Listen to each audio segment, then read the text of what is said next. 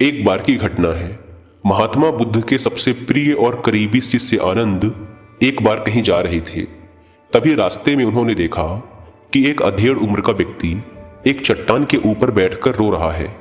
यह देखकर आनंद वहीं रुक गए और उस व्यक्ति के पास जाकर उसके दुखी होने का कारण पूछा।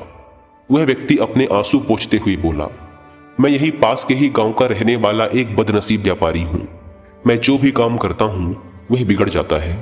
व्यापार के चक्कर में मैंने अपनी माँ और पत्नी के गहने गंवा दिए, अपने परिवार को खो दिया और यहाँ तक कि अब तो मेरा घर और खेत भी गिरवी पड़े हैं।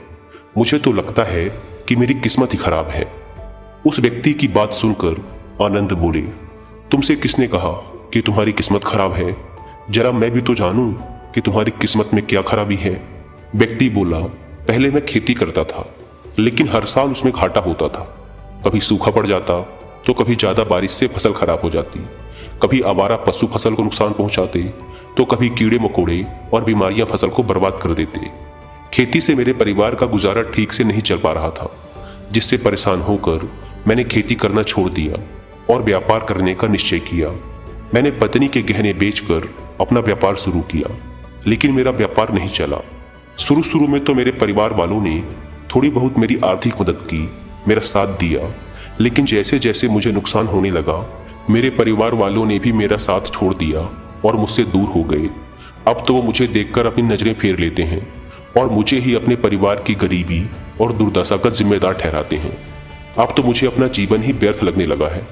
अक्सर मेरे मन में ख्याल आते हैं कि अपना जीवन ही खत्म कर लूं, और मैं आज यहाँ आत्महत्या करने ही आया था, लेकिन हिम्मत नहीं जुटा पाया, इसीलिए इस पत्थर पर बैठकर रो रहा था। दूसरी तरफ मेरा एक मित्र है, हम दोनों ने एक ही साथ व्यापार शुरू किया था, लेकिन वो आगे बढ़ गया और मैं पीछे रह गया। मेरी इस असफलता की वजह से वह हर समय मुझे नीचा दिखाने का प्रयत्न करता रहता है और वह अक्सर मेरे घर आकर अपनी सफलता की बड़ी बड़ी बातें करता है। मेरे घर वालों को बताता है कि कैसे उसने इतनी कड़ी मेहनत करके इतना बड़ा व्यापार खड़ा कर लिया है, और वह अक्सर अपने फलते फूलते व्यापार के किस्से मुझे, मेरी पत्नी और मेरे माँ बाप को सुनाता रहता है, जिसे सुनकर मेरे घर वाले उसकी तो प्रशंसा करते हैं, लेकिन मेरी बुराई करते हैं, मुझे नकारा और कम दिमाग का कहते हैं। मेरी पत्नी और माँ मुझे बात बात पर ताने मारती हैं, जिससे मुझे बहुत दुख पहुंचता है और कई बार खुद की नाकामयाबी पर क्रोध भी आता है, लेकिन मुझे समझ नहीं आ रहा कि मैं क्या करूं। यह सुन भिक्षु आनंद ने पूछा, तुम्हें किस बात का दुख होता है, अपने असफल होने का या फिर मित्र के सफल होने का? सवाल सुनकर वह व्यक्ति एक पल के लिए सोच में पड़ गया, फिर बोला, अगर सच कहूं तो मुझे अपने असफल होने का उतना दुख नहीं होता जितना कि मित्र के सफल होने का होता है।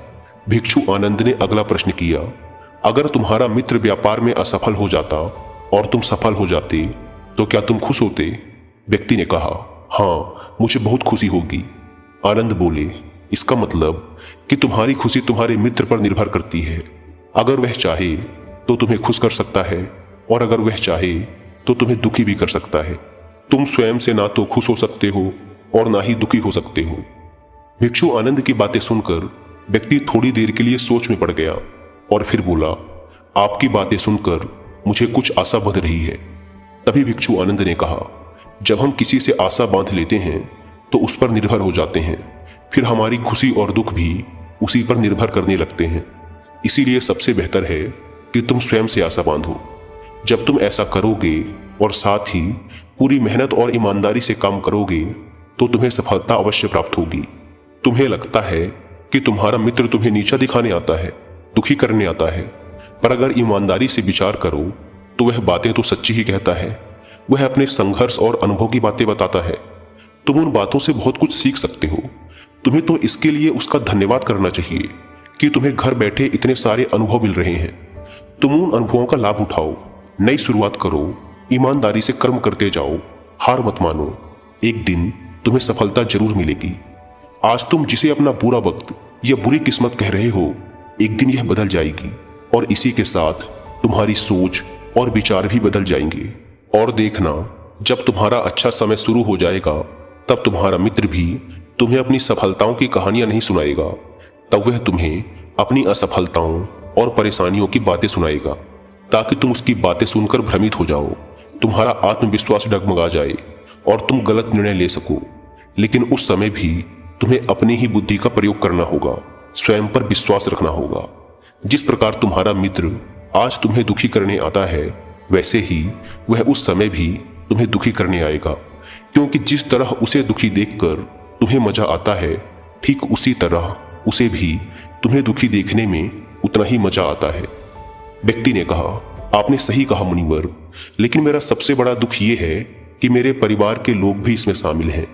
वास्तव में मैं तो अपने परिवार के लिए अच्छा करना चाहता था, उन्हें खुश रखना चाहता था, लेकिन वो भी मेरी बातों और भावनाओं को नहीं समझ रहे, मुझे ही गलत कहते हैं और पिछले कुछ समय से तो वो मेरे साथ भी नहीं हैं। भिक्षु आनंद ने उस व्यक्ति को समझाते हुए कहा, हम हमेशा चाहते हैं कि हम जो कुछ भी करें लोग उसके लिए हमारी प्रशंसा करें, लेकिन आमतौर पर ऐसा नहीं होता। लोग हमारे प्रयासों की तारीफ नहीं करते, जिससे हम दुखी हो जाते हैं। हमें लगने लगता है कि हमारे मित्र, रिश्तेदार, घर वाले सब स्वार्थी हैं। लेकिन अगर तुम किसी को अपना परिवार मानते हो और उसके लिए कुछ करना चाहते हो, तो फिर तुम ऐसा क्यों सोचते हो कि तुम दूसरों के लिए कुछ कर रहे हो? वास्तव में तुम अपनी खुशी के लिए कुछ कर रहे हो, क्योंकि उन्हें खुश देखकर तुम्हें खुशी होती है। अगर ऐसा करते समय तुम मानकर चलते हो कि तुम दूसरों के लिए कुछ कर रहे हो, तो तुम दुखी रहोगे।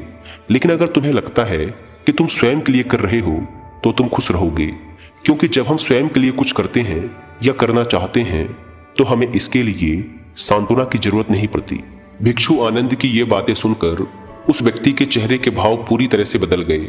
उसने कहा, आप सही कह रहे हैं मुनिवर, मैं समझ गया कि अब तक मेरी किस्मत इसीलिए खराब थी क्योंकि वह दूसरों के हाथों में थी। लेकिन अब से मैं अपनी किस्मत को अपने हाथों में रखूंगा, फिर से प्रयत्न करूंगा, पूरी लगन और ईमानदारी से काम करूंगा, और जब तक सफलता नहीं मिल जाती चैन से नहीं बैठूंगा। उस व्यक्ति की बात सुनकर भिक्षु आनंद मुस्कुराए और उसे एक छोटी सी डिबिया देते हुए कहा, इस डिबिया को हमेशा अपने साथ रखना। इसमें एक ऐसा मंत्र है जो तुम्हें बड़े से बड़े दुख से भी बाहर निकाल लेगा। लेकिन इस डिबिया को तभी खोलना जब तुम्हारे सारे रास्ते बंद हो जाएं, कोई उम्मीद नजर ना आए और तुम्हें लगने लगे कि सब व्यर्थ है, यह दुनिया व्यर्थ है और यहाँ रहना भी व्यर्थ है। व्यक्ति ने भिक्षु आनंद का धन्यवाद किया और उस डिबिया को लेकर अपने घर वापस आ गया। उसने नए उत्साह के साथ दोबारा अपने व्यापार की शुरुआत की और इस बार उसका व्यापार चल पड़ा। अपनी मेहनत और लगन के बल पर बस कुछ ही सालों में वह एक बड़ा व्यापारी बन गया। उसके परिवार वाले भी उसके साथ आ गए और उसका जीवन बहुत ही सुख शांति और समृद्धि के साथ बीतने लगा। लेकिन समय और किस्मत के खेल को आज तक ना कोई समझ पाया है और ना कोई समझ पाएगा। ये सदा एक जैसा नहीं रहता, यह बदलता रहता है। उस व्यक्ति के जीवन में भी बदलाव आया। वह व्यक्ति जिस राज्य में रहता था, उस राज्य पर पड़ोसी राज्य के राजा ने हमला कर दिया। उस हमले और लूटमार में उस व्यक्ति का सारा धन भी लूट लिया गया। उसकी दुकानें और घर सब जला दिए गए। जान बचाने के लिए उसे अपने परिवार के साथ वहां से भागना पड़ा। व्यक्ति अपने परिवार के साथ कई दिनों तक इधर उधर भटकता रहा। वह दाने दाने को मोहताज हो गया। उसका बच्चा बीमार हो गया और इलाज के अभाव में बीमारी से बुरी तरह तड़पने लगा। यह देखकर उसका हृदय चीत्कार कर उठा। उसके पास अपने बेटे के इलाज और परिवार को खिलाने के लिए धन के नाम पर एक सिक्का भी नहीं था। वह अंदर से बुरी तरह से टूट गया। ऐसे में उसे एक बार फिर से निराशा ने घेर लिया। उसे लगने लगा कि उसका जीवन व्यर्थ है, सारी दुनिया व्यर्थ है। लेकिन तभी अचानक उसे भिक्षु आनंद द्वारा दी गई डिबिया की याद आई। उसने बड़ी उत्सुकता के साथ उसे खोला। उस डिबिया के अंदर एक पर्ची रखी हुई थी। उस पर्ची पर कुछ लिखा हुआ था। उस पर्ची को पढ़कर उसकी आंखों के सामने छाया हुआ निराशा का अंधेरा छट गया और वह एकदम से मुस्कुरा उठा। उस पर्ची पर लिखा था, ये वक्त भी गुजर जाएगा। दोस्तों, ये कहानी हमें सिखाती है कि समय के खेल को समझना असंभव है। ये हमेशा बदलता रहता है। इसीलिए बुरी परिस्थितियों में हमें अत्यधिक निराश नहीं होना है, आत्मविश्वास बनाए रखना है, क्योंकि समय बदलता जरूर है। आज बुरा है तो कल अच्छा भी जरूर आएगा। धन्यवाद।